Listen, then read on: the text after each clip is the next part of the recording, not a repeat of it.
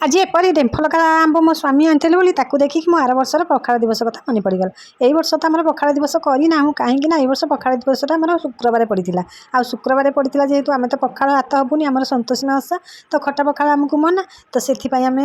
वर्षर पखाड़ दिवसटा कर तो आज चलतु पखाड़ दिवसटा आरंभ करदे। प्रथम मुझे आम बाड़ी को बाड़ी दुईटा कोसला शाग कोसला नु बम्बई शाग दुईटा तोली आनी आउ भेंडी आलू दे भाजी पकई तापर जो आंब थिला से आंब को मोर नसी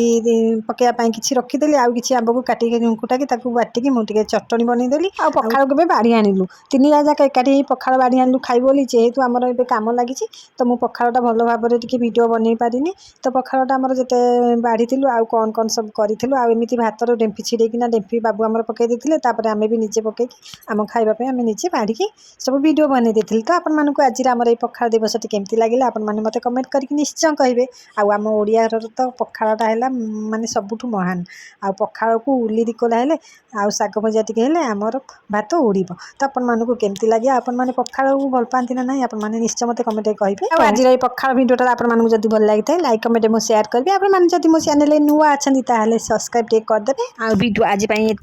रोची नमस्कार जय जगन्नाथ।